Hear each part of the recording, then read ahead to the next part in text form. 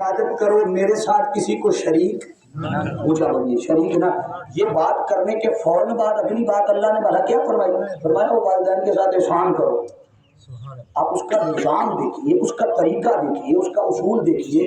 چاہیے تو یہ تھا کہ اللہ رب العزت پہلے اپنی توحید کا ذکر کر رہا، پھر رسالت کا ذکر کرتا، پھر رسالت کے بعد پھر صحابہ کا ذکر کرتا، انبیاء کا بھی ذکر آتا، پھر صحابہ کا آتا، اہل بیت کا آتا، کرتے کرتے کرتے کرتے اینڈ پہ جا کے اللہ رب العزت فرماتا والدین نال نیکی کرو.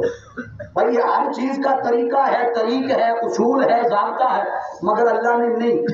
جب کہ قرآن کا ایک اور مقام اٹھا کے آپ ذرا پڑھیے 5ویں پارے میں چلے جائیے، وہاں اللہ نے طریقہ اور رکھا. وہاں فرمایا انعم اللہ علیہم من النبیین. ذکر کس کا آیا؟ سارے بولیے ذرا. انبیاء کا ذکر آیا. آگے فرمایا من النبیین والصدیقین، پھر صدیقوں کا ذکر کیا. پھر فرمایا والشہداء، پھر شہیدوں کا ذکر کیا. والصالحین، پھر صالحین کا ذکر کیا. ایک ترتیب ہے نا، اوپر نبی، پھر نبی کے بعد صدیق، پھر شہید، پھر صالحین. تو اصول اور قاعدہ تو یہی ہونا چاہیے تھا کہ وہاں بھی اللہ نے اپنی توحید کا ذکر کیا ہے، ادھر ساتھ انبیاء کا ذکر آتا، پھر ترتیب سے. مگر وہاں یہ نہیں رکھا. وہاں فرمایا اس کی توحید کا مانو، کسی کو اس کے ساتھ شریک بولیے نہ ٹھہراؤ. اور ساتھ ہی فرمایا وبالوالدین احسانا، والدین کے ساتھ احسان کرو، نیکی کرو. باری تعالیٰ یہ کیا، وہاں تو ہم نے اصول اور قاعدہ اور طریقہ تیرا یہ پڑھا ہے، ذرا سمجھانا کیا مقصود ہے کہ اپنی ذات کے فوراً بعد تمہیں والدین کے ساتھ احسان اور نیکی، تعلق اور محبت اور شفقت کی بات کی ہے. سمجھانا کیا چاہتا ہے؟ اللہ فرماتا ہے میں شرک معاف نہیں کروں گا. بولیے سارے، شرک معاف نہیں کروں گا. عبادت میری کرو، میرے ساتھ کسی کو شریک نہ ٹھہراؤ. جیسے تمہاری ہر غلطی گناہ معاف کر دوں گا، مگر شرک معاف بولیے نہیں کروں گا. سمجھانا مقصود یہ ہے کہ تمہارے بھی باقی گناہ معاف کر دوں گا، مگر جو ماں باپ کا بے ادب ہوگا، جیسے شرک معاف نہیں کروں گا، ماں باپ کے بے ادب کو بھی معاف نہیں کروں گا.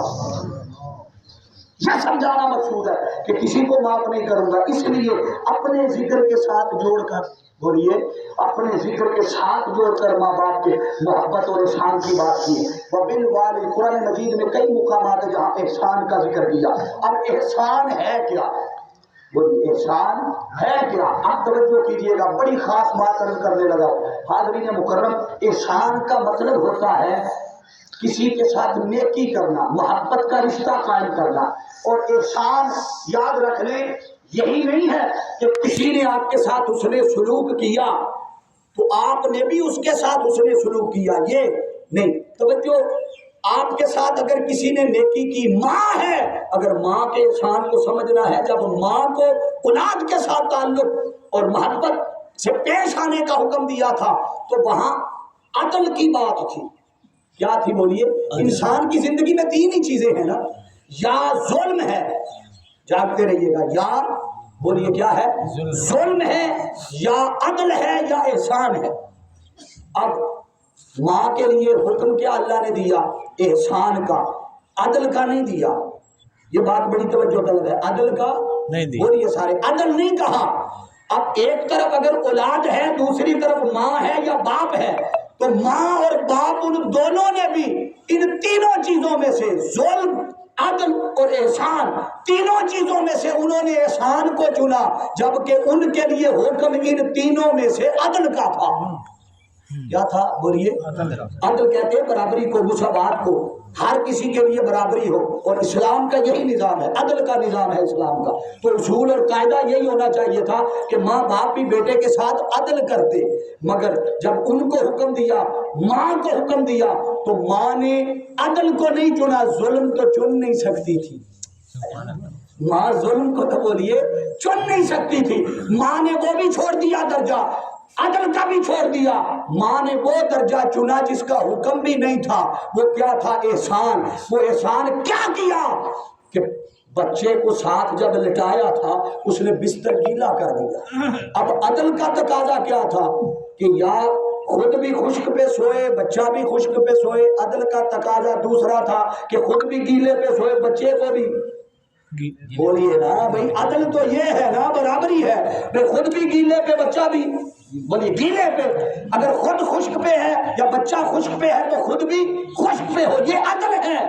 مگر ماں نے وہاں عدل کو نہیں چنا، ظلم کر نہیں سکتی تھی، ماں نے احسان کو چنا کہ خود گیلے پہ سو گئی، بچے کو خشک پہ سلا دیا۔ ماں نے احسان، حکم نہیں تھا پھر بھی احسان کیا۔ آپ کو تو قرآن حکم دے رہا، وہ کہہ رہا ہے وَبِالْوَالِدَيْنِ احسانا، ماں باپ کے ساتھ احسان کرو، نیکی کرو، محبت کرو۔ ایک صحابی آقا علیہ السلام کی بارگاہ میں حاضر ہوئے، عرض کی یا رسول اللہ صلی اللہ تعالیٰ علیہ وسلم، میرے حسن سلوک کا سب سے زیادہ مستحق کون ہے؟ آقا نے فرمایا تیری ماں۔ پھر عرض کی یا رسول اللہ پھر کون؟ آقا نے فرمایا پھر تیری ماں۔ عرض کی یا رسول اللہ پھر کون؟ آقا نے فرمایا پھر تیری ماں۔ چوتھی بار جب پوچھا، آقا علیہ السلام نے فرمایا اب تیرا باپ۔ گویا ماں کو 3 درجے عطا کیے، پہلے 3 درجوں میں رکھا اور فرمایا ماں تیری محبت اور پیار اور حسن سلوک کی زیادہ مستحق ہے۔ حاضرین ذی احتشام، ذرا سوچئے اس محشر کے میدان میں، اس منظر میں، اس ماں کو جس پروٹوکول کا قرآن ذکر کر رہا ہے، اس کی شان اور عظمت کا عالم کیا ہوگا جب وہ ماں بحیثیت حضور کی امتی آئے گی کہ جس نے اس قوم کو بڑے بڑے استاد، طلباء، بڑے بڑے تقویٰ والے، طہارت والے، علم والے، محبت والے، معاشرے کو سنوارنے والے، جس ماں نے بیٹے پیدا کر کے دیے ہو، جب وہ اس منظر پر پہنچے گی تو قرآن آگے کیا کہتا ہے؟ سلام علیکم، فرشتے اسے دیکھ کر کہیں گے تم پر سلامتی ہے، طبتم فادخلوها خالدین، فرشتے کہیں گے ویلکم، پروٹوکول دیں گے۔ اب توجہ کیجئے گا، آپ بھی تو استقبال کرتے ہیں، پروٹوکول دیتے ہیں، ویلکم کرتے ہیں نا۔ آپ جب دیکھتے ہیں کوئی مہمان آپ کے پاس آئے تو آپ اس کے اعمال نہیں دیکھتے کہ چنگے، نیک، اچھے، برے، آپ بحیثیت مہمان استقبال کرتے ہیں، اس کے کردار کو اور یہ سارے کردار کو نہیں دیکھتے، مہمان سمجھ کے پروٹوکول دیتے ہیں۔ آپ پتیاں نچھاور کرتے ہیں، گلاب کے پھول اس کے گلے میں ڈالتے ہیں، مگر سوچئے ذرا جب فرشتوں کے پاس حضور کا وہ امتی جائے گا تو ان کے سامنے تو وہ ایسا استاد ہوگا، ایسا تقویٰ والا ہوگا، طہارت والا ہوگا، نیک ہوگا، جب وہ دروازے پہ پہنچے گا قرآن کہتا ہے سلام علیکم، فرشتے کہیں گے ویلکم، سلامتی ہو، فادخلوها خالدین، وہ کہیں گے داخل ہو جاؤ، یہی وہ جگہ ہے۔ اور قرآن نے یہاں بات ختم نہیں کی، سورہ احزاب میں جائیے، قرآن کہتا ہے اس سے اگلا درجہ آئے گا، تحیتہم یوم یلقونہ سلام، پہلے فرشتوں نے سلام کیا تھا، اب جب یوم یلقونہ، جب اس سے ملاقات کرائی جائے گی، مولا سے، خدا سے ملاقات کرائی جائے گی، یوم یلقونہ سلام، جب اس سے ملاقات کرائی جائے گی، اللہ فرمائے گا پہلے تو انہوں فرشتیاں سلام کیتا ہے، یلقونہ سلام، اور میرا خدا دا سلام بھی قبول ہے، پھر خدا بھی سلام کرے گا۔ اب یہ سارا منظر جو آپ کے سامنے میں نے رکھا ہے، یوم ترا، اللہ رب العزت اپنے محبوب کو مخاطب کر کے منظر بیان کر رہا ہے۔ ابھی پہلے 2 لفظ ہوئے ہیں میرے، میں آگے بڑھنا چاہتا ہوں اور یسعی نورہم کی طرف لا کے اپنی بات ختم کر رہا ہوں۔ حاضرین مکرم، وہاں اور بھی کئی ہوں گے جو یہاں سے کچھ بھی نہیں لے کے جائیں گے، کچھ بھی نہیں، نہ تقویٰ ہوگا، نہ اعمال صالحہ ہوں گے، وہ جھوٹ اور کذب اور جرموں پر مبنی زندگی لے کر جائیں گے۔ یقیناً وہ گروہ بھی وہاں تکرا ہوگا کہ یہ کیا، جنت کی بشارتیں بھی انہیں، خدا کا سلام بھی انہیں، فرشتوں کا پروٹوکول بھی انہیں، یہ سارا کچھ کتے ایسے تو نہیں کہ اتنے اللہ نے پہلو چون لینے انہوں دینا ہے۔ اللہ نے ان کے ذہنوں کو کلیئر کرنے کے لیے بھی سورت یاسین اٹھا لی۔ قرآن نے کہا فَالْيَوْمَ لَا تُظْلَمُ نَفْسٌ شَيْئًا وَلَا تُجْزَوْنَ إِلَّا مَا كُنتُمْ تَعْمَلُونَ۔ قرآن نے کہا کہ یہ نہ سوچے کہ آج کسی کے ساتھ کوئی زیادتی ہو رہی ہے، ناانصافی ہو رہی ہے، فرمایا نہیں، فَالْيَوْمَ، آج کے دن، لَا تُظْلَمُ نَفْسٌ، کسی جان کے ساتھ کوئی ظلم اور زیادتی نہیں، بولیے نا سارے، کوئی ظلم اور زیادتی نہیں ہوگی۔ تو کیا ہوگا؟ قرآن کہتا ہے یسعی نورہم، وہ جو نور کے حالے میں جا رہے ہوں گے، انہوں نے نور یہاں سے نہیں خریدا، کسی میڈیکل سٹور سے، کسی جرنل سٹور سے، کسی لگدے لانے کو نہیں لیا۔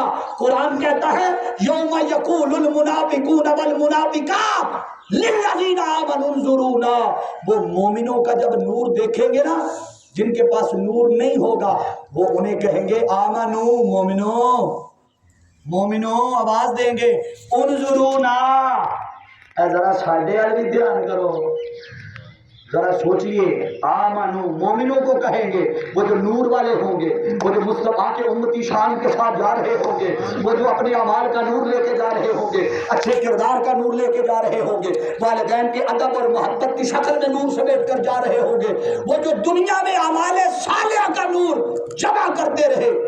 بدقسمتی یہاں میں ایک اور اصلاحی بات کرتا جاؤں، یہی موقع ہوتا ہے نا، اب شادی کے موقع پر تو اصلاحی گفتگو بندہ کر نہیں سکتا، وہ کہتے خوشی کا موقع ہے، اب یہ موقع ہے میں عرض کر سکتا ہوں۔ ہم نے سمجھ رکھا ہے کہ جو مرضی کرتے رہو اتنے ایک نظر ہونی ہے تو بیڑا پار ہو جانا ہے۔ یہ کئی لوگ ہیں جن کے ذہن میں ہے، یاد رکھ لے کوئی بیڑا شیڑا انج پار نہیں جے ہونا، کوئی بیڑا پار نہیں ہوگا۔ آپ کہیں گے کیسے؟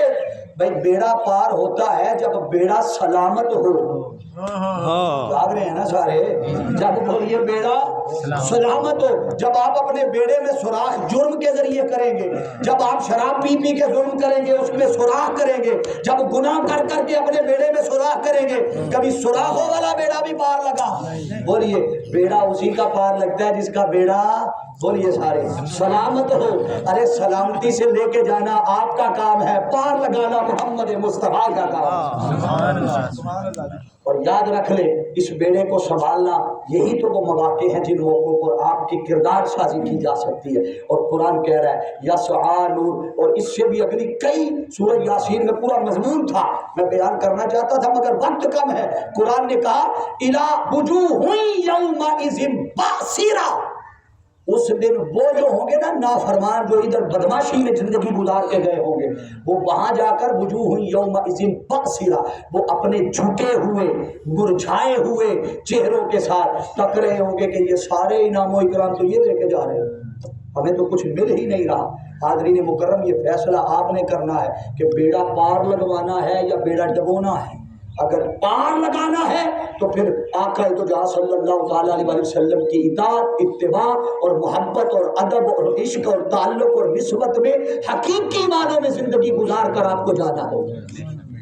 اور حاضرین ذی احتشام، وہ ایسی زندگی گزارنے کے لیے آپ کو اچھی صحبت کی ضرورت ہے۔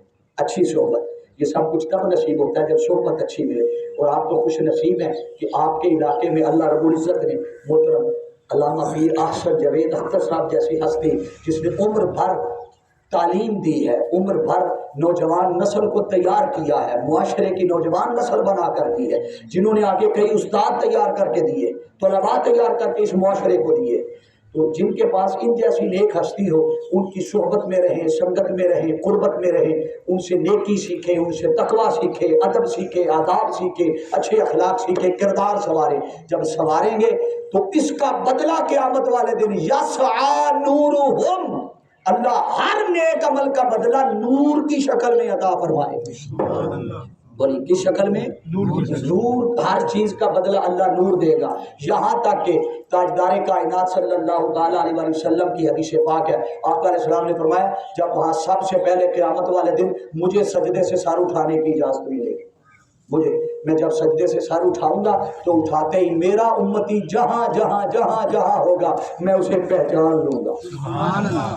صحابہ پوچھا یا رسول اللہ صلی اللہ علیہ وسلم کیسے پہچانیں گے اتنی بھیڑ میں، اتنی بھیڑ میں کیسے پہچانیں گے؟ تاجدار کائنات صلی اللہ علیہ وسلم نے فرمایا ان کے چہروں سے وضو کے نور کی چمک اور شعاع نکل رہی۔ ذرا سوچیے اگر صرف وضو کریں تو اس کا نور چہرے پہ عیاں ہوگا، سوچیے اگر نیک اعمال کریں تو اس کا نور کتنا ملے گا۔ اللہ رب العزت کی بارگاہ میں دعا ہے، التجا ہے، مالک کائنات ہمیں اپنی آخرت سنوارنے کی توفیق عطا فرمائے، اپنے کردار کو سنوارنے کی توفیق عطا فرمائے، اور بالخصوص میں بارے دیگر بھائی وسیم صاحب اور بھائی ماسٹر ظفر صاحب، سراسن صاحب، ان کے ساتھ تعزیت بھی کرتا ہوں اور دعا بھی کرتا ہوں مالک کائنات ان کی والدہ محترمہ کی آخرت کی منزلوں کو آسان فرمائے، درجات کی بلندی فرمائے، آقا جہاں صلی اللہ علیہ وسلم کی شفاعت نصیب فرمائے، اللہ میری آپ کی حاضری قبول فرمائے۔ وآخر دعوانا الحمدللہ رب العالمین۔